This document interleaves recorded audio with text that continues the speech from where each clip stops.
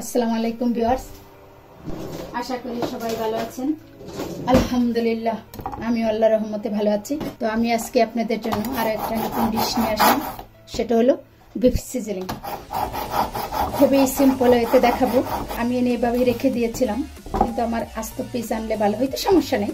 এখন কেটে নিব স্লাইস করে করে, মানে একটু পাতলা হবে, দেখতে পাচ্ছেন এরকম পাতলা পাতলা করে আমি কেটে নিব এগুলো। আমি এখানে 1 কেজি বিফ নিয়েছি, আপনারা যার যার পছন্দ মতো নেবেন। চেষ্টা করব একটু পাতলা পাতলা করে কাটার জন্য, যাতে করে সিজলিং এ রাখার পরে খুবই সুন্দর দেখায়। দেখতে পাচ্ছেন যে কিভাবে কাটছি। অবশ্যই এই সমস্ত মাংস কাটতে হয় আদা ডিফ্রস্ট হওয়ার পরে। আমার এটা একটু বেশি হয়ে গেছে, দেখতে পাচ্ছেন এরকম লম্বা লম্বা করে আমি সব কটা কেটে নেবো। আমি আরো 1 পিস দেখিয়ে দিচ্ছি। এই যে এটা একটু আছে, দেখতে পাচ্ছেন একটু তেরা করে কাটবো, তেসরা করে, যাতে করে বড় হয়। এরকম করলে তো টুকরাটা বড় হবে না।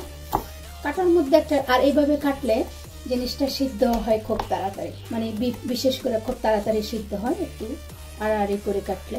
দেখতে পাচ্ছেন এরকম করে আমি সব কটা কেটে নিচ্ছি। আমি এভাবে সব কেটে ফিরে আসছি। আমি এখন এটার মধ্যে দিয়ে দিচ্ছি হলো আদা রসুন বাটা একসাথে 1 টেবিল চামচ, আর দিয়ে দিচ্ছি হলো যে দেখতে পাচ্ছেন চাইনিজ 5 স্পাইসি। এটা আমি দিব 1 চা চামচ পরিমাণ। এটা দিলে আর আপনার অন্য কোনো মশলা দেওয়ার দরকার নেই। এই 5 স্পাইসি কিন্তু গরম মশলা আমাদের।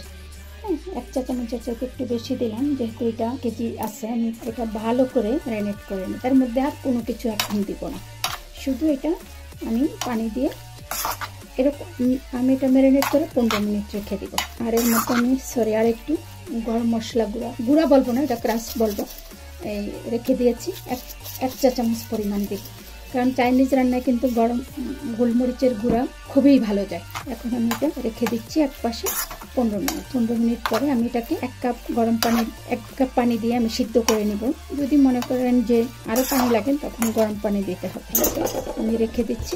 আমি এখন সবজি লাগবে সেটা আমি কেটে নিচ্ছি। আমার 2টা গাজর লাগবে। আমার 15 মিনিট হয়ে গেছে মাংস ম্যারিনেটে। চুলাটা জ্বালিয়ে দিচ্ছি। এখন আমি মাংসের মধ্যে দিয়ে দিব হলো 1 কাপ পানি, আর দিয়ে দিব হলো 1 চা চামচ পরিমাণ হোয়াইট ভিনেগার। 1 চা চামচ, বেশি না। আমি পরে রান্নার শেষের দিকে আরো 1 চা চামচ দিব। টোটাল আমার 3 চা চামচ লাগবে। আমি এটাকে ডেকে রান্না করব সিদ্ধ হওয়া পর্যন্ত। আসছি সিদ্ধ হওয়ার পর। এই ফাঁকে আমি অন্যান্য সবজিগুলা কেটে নিচ্ছি। দেখতে পাচ্ছেন, যদি দরকার হয় পরে আমি পানি দিব। আমি আসছি সিদ্ধ হওয়ার পরে। এই যে বিফ সিজলিং এর জন্য আমি আদা কুচি করে কেটে নেব, যতখানি চিকন করা যায়, কিন্তু গ্রেটারে করব না। গ্রেটারে করলে সবসময় সব জিনিস ভালো হয় না।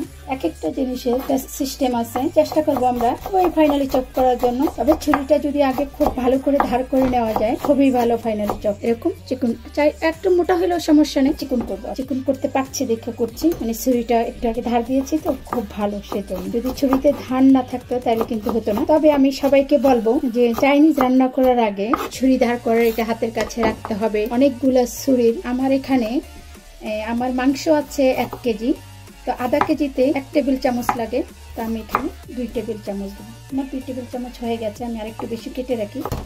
তারপরে আমি রসুনও ঠিক সেম করে নিব, 2 টেবিল চামচ। বড় বড় কোষ দেখে দিব, যাতে করে খুব ইজিলি লম্বা চপ করবো না। আমি এটা ফাইনালি চপ করবো, কারণ এটা আমি ঘ্রাণের জন্য ইউজ করব। কারণ চাইনিজ রান্নায় যদি ভালো ঘ্রাণ না পাওয়া যায়, বিশেষ করে গার্লিক আর সেসেমি অয়েল, মানে তিলের তেল, তাইলে কিন্তু রান্নাটা পরিপূর্ণ হয়। সেজন্য আমি খুব ফাইনাল চপ করে নিব। এগুলো আমি আরো চপ করব, কারণ বলতো যে কাটার মধ্যেও স্বাদ আছে। এখন আমি বুঝলাম যে আসলে এই কথাটা, কাটার মধ্যে একটা ব্যাপার স্যাপার অবশ্যই আছে। নাইলে এক এক রান্নায় কেন এক এক রকম কাটা ইউজ হবে, তাই না? এরকম ফাইনাল চপ করে নিব।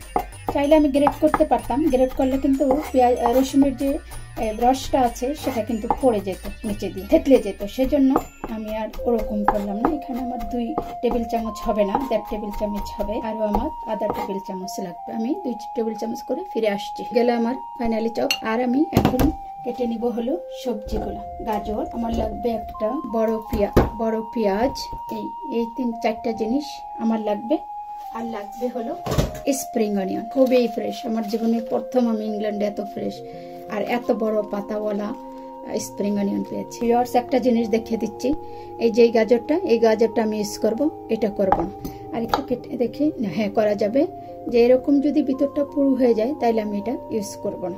আমি এখন গাজরগুলা একটু লম্বা লম্বা, যেহেতু আমি মাংসটা যেভাবে কেটেছি সেভাবেই আমি কেটে নিব, এরকম স্লাইস করে করে। স্লাইসটা কিন্তু মানে একেবারে খুব পাতলা হবে না, মিডিয়াম হবে। আর এরকম করে আমি 2টা গাজর কেটে নিচ্ছি। খুব বেশি সবজি দিব না, না দিলেও হয়, আমি একটু দিব যে একশো টুকু একটু সবজি খাওয়া হয়, অল্প অল্প করে সব সবজি দিব। চাইলে শুধু পেঁয়াজ দিয়েও করা যায়, যে ক্যাপসিকাম দিতে হবে, দিতে হবে, তবে পেঁয়াজ দিতে হবে মাস্ট, কারণ পেঁয়াজ ছাড়া কোনো চাইনিজ রান্না হয় কিনা আমি এখনো নিজে করি নাই আর কি, ট্রাই করব নেক্সট টাইম পেঁয়াজ ছাড়া বা কোনো ছাড়া একটা তরকারি রেসিপি করার জন্য। আমি কিন্তু এটা চাইনিজ স্টাইলে করছি না, চাইনিজ বাট আমার মানে পছন্দ মতো আর কি, আমি যেভাবে খেতে পছন্দ করি ঠিক সেভাবে। আমি তারপর সবজিগুলো কেটে ফিরে আসছি। এখন আমি পেঁয়াজটা কেটে নিব, গাজরের মতো করে স্লাইসটা করব। গাজরটা এটা একসাথে দিব না, একটু আগে পরে দিব, সেজন্য আমি একদম গাজরের মতো করে লম্বা লম্বা করে করব। করে আমি এটা এভাবে ভাজে ভাজে খুলে নিই, কারণ আমি একসাথে দিব না, আমি আলাদা রাখলাম। এভাবে আমি করে ফিরে আসছি। এই যে ভিউয়ার্স, আমার বিফ সিজলিং এর জন্য পেঁয়াজের স্প্রিং অনিয়ন লেভস আর হইলো পেঁয়াজ গাজর, আর আমি ডেকোরেশনের জন্য পাতা কেটে নিচ্ছি। এটা দিয়ে ডেকোরেশন হবে আমার। ডেকোরেশনের জন্য অবশ্যই লম্বা করে কাটতে হবে, এটা অনলি সিজলিং এর উপরে ডেকোরেশন। আর আমি সিজলিং এর উপরে দেওয়ার জন্য কয়েকটা পেঁয়াজও, সেটা আমি পরে ডেকোরেশনের জন্য পেঁয়াজ পাতা রেডি। ভিউয়ার্স, আমার মাংসগুলা সিদ্ধ হয়ে গেছে, আমি এগুলা আর বেশি ভাজা ভাজা করব। দেখতে পাচ্ছেন পানি আর নেই, আমি এখন এটাকে নামিয়ে নিই। চলে যাচ্ছি মেন প্রসেসিং এ। এখন আমি সসটা বানিয়ে নিব। সসটা বানানো হয়ে গেলে তো রান্না করা খুব কোনো ঝামেলা না। এখন আমি এখানে দিয়ে দিব হলো 3 টেবিল চামচ, আমি 3 টেবিল চামচ দেবো না, চাইলে 5ও দিতে পারি, কারণ 1 কেজি মাংস আছে। কেচাপ, এটা কালারের জন্য অনেক সুন্দর একটা কালার নিয়ে আসবে। আর হলো লাইট সস, ওয়েস্টার সস দিয়ে দিব হলো, এটা 1 টেবিল চামচ দিব, যেহেতু এটা ঘনটা, যদি পাতলাটা হতো তাহলে আমি দিয়ে দিব হলো আধা চা চামচ টেস্টিং সল্ট। এটা কিন্তু অপশনাল, দিলেও পারেন না দিলেও পারেন। আমি আধা চা চামচের চেয়ে তারপরে দিব হলো এটা আমার হোমমেড চিলি সস, এটার নাম আমি দিয়েছি শাহিদা সস। এটা আমি দিব হলো 3 টেবিল চামচ, কারণ আমি রান্নাটা করবো একটু বেশ ঝাল। আমার এই সসটা বেশ ঝাল বলবো না, মিডিয়ামের চেয়ে একটু বেশি। 3 চা চামচ শাহিদা সস দিয়ে দিলাম। এখন দিব হলো 1/2 টেবিল চামচ ডার্ক সয়া সস, এটাও কালারের জন্য। আর দিব হলো লাইট সয়া সস, দিয়ে দিব হলো লাইট সয়া সস। আমি মাংস যখন সিদ্ধ করেছি তখন কিন্তু লবণ দেইনি, খুব ভালোভাবে মিক্স করে নেব। আমি এর সাথে দিয়ে দিব হলো চিনিটা, দিব আমি ক্যারামেল হওয়ার জন্য, কারণ চিনির একটা ক্যারামেলের কিন্তু আলাদা একটা স্বাদ আছে। আমি 1 চা চামচ চিনি দিয়ে দিলাম।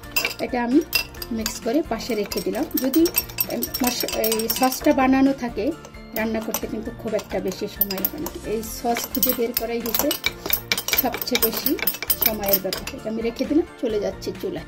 এখন আমি তেল দিয়ে দিব, তেল একটু বেশি দিব, কারণ আমি মাংসটা একটু ভেজে নিব। সিজলিং এ কিন্তু মাংস ভাজা ভাজা না হলে ভালো লাগে না।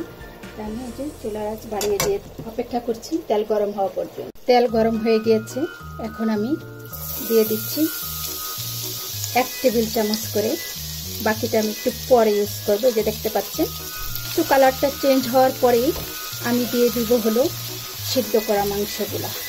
হাই হিটে আমি এটাকে ফ্রাই করব। চাইলে কিন্তু এটা আগেও ভেজে নিতে পারেন, কিন্তু আমি আর আগে ভাজলাম না, আমি এভাবেই রান্না করতে কমফোর্টেবল ফিল করি। আমি এভাবে আসছি ভাজা ভাজা হওয়ার পরে ফিরে। এবার দেখতে পাচ্ছেন এটা বালসামিক ভিনিগার, আমি এখান থেকে 1 টেবিল চামচ দিয়ে দেবো, শুধু এটা কালারটা আসার জন্য। স্বাদও হবে, তাতে কোনো সন্দেহ নেই, কারণ ইটালিয়ানরা এটা দিয়ে সবসময় ম্যারিনেট করে। আমি দিয়ে দিলাম, দেখবেন এখন কালারটা অনেক সুন্দর হয়ে যাবে। দেখতে পাচ্ছেন কালারটা চেঞ্জ হয়ে গেছে। আমি খুব বেশি দিলাম না, তবে বালসামিক ভিনিগার দিয়ে কিন্তু সালাদ বানান সেরকম টেস্ট হয়, আমরা খুব খাই বালসামিক ভিনিগার।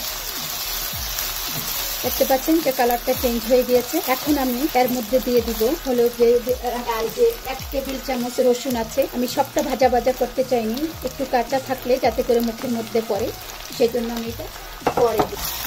দেখতে পাচ্ছেন শুরু করেছি, আমি কিন্তু স্কিপ করছি না, সবটাই দেখাচ্ছি। আমি খুবই হাই ফ্লেমে রান্না করতেছি। আমি 2 মিনিট পরে ফিরে আসি। ভাজা ভাজা হয়ে গিয়েছে। এখন আমি প্রথমে দিব হলো গাজরটা আমি 2-3 মিনিটের মতো ভেজে নিব। আপনারা চাইলে এখানে আপনাদের পছন্দ মতো সবজি দিতে পারেন, তবে এমন সবজি দিবেন না যে এই সবজি থেকে পানি অনেক উঠে। যে দেখতে পাচ্ছেন আমি দিয়ে দিলাম, 3 মিনিট পরে আমি ফিরে হয়ে গিয়েছে। এখন আমি দিয়ে দিব হলো পেঁয়াজগুলো আমি এরকম 2-3 মিনিট মিশিয়ে নেব, তারপরে ফিরে আসছি। ভিউয়ার্স দেখতে পাচ্ছেন পেঁয়াজগুলো একটু নরম হয়ে আসছে।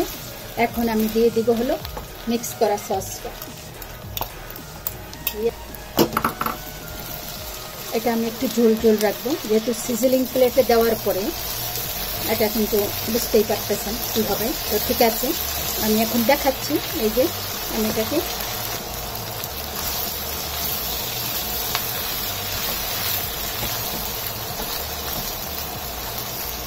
যদি কেউ ঝাল খেতে চান আরও, এর মধ্যে গরম মশলা দিতে পারেন, গরম মশলা বলে মরিচ গুঁড়া দিতে পারেন। আমি এখানে দিয়ে দিব আরও 1 চা চামচ পরিমাণ।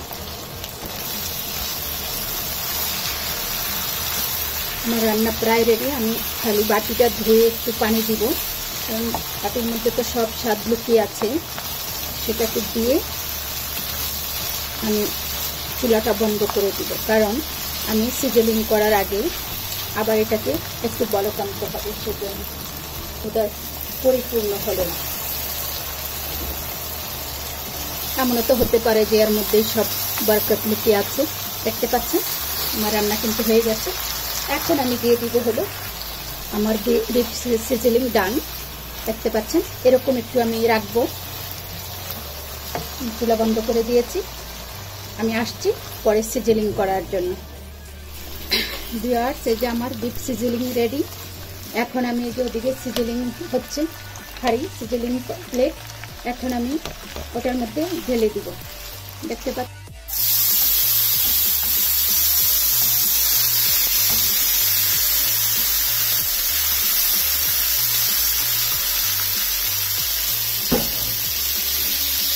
করে দিবেন। গার্নিশ করার জন্য অনেক কিছু দরকার নেই, অনিয়নই এনাফ। দেখতে পাচ্ছেন হয়ে গেল আমার বিফ সিজলিং। চেষ্টা করব যদি কারো কোনো রেসিপি লাগে অবশ্যই আমাকে রিকোয়েস্ট করতে পারেন, আমি ট্রাই করব আপনাদের একদম ইজি প্রসেসিংয়ে দেখানোর জন্য। এই যে আমার সিজলিং রেডি। তো সবাইকে অসংখ্য ধন্যবাদ। দেখতে পাচ্ছেন বিফ সিজলিং, অবশ্যই বাসায় ট্রাই করবেন। যদি বিফ এই প্লেট নাও থাকে তারপরেও কিন্তু সিজলিং খাওয়া যায়, এভাবেই খাওয়া যায়। এটা দিলে একটু স্মোকলি গ্রান আসে রেস্টুরেন্ট সেটাই, কিন্তু এমনিও যদি খান এভাবে রান্না করে সিজলিং হিসাবে কোনো সমস্যা নেই। আপনার ঘরে যদি লোহার কড়াই থাকে ওই কড়াইটাও উত্তপ্ত গরম করে এরকম দিতে পারেন। হ্যাঁ, কিন্তু সাবধান যাতে করে কোনো হাত না লাগে, কারণ তাইলে কিন্তু হাসপাতালে যাওয়ার আগে হাড্ডি মুড্ডি পুড়ে যাবে। তো ঠিক আছে, সবাইকে অসংখ্য ধন্যবাদ। সবাই আমাকে সাপোর্ট করবেন ইনশাল্লাহ। দেখা হবে অন্য কোনো রেসিপি নিয়ে। আসসালামু আলাইকুম।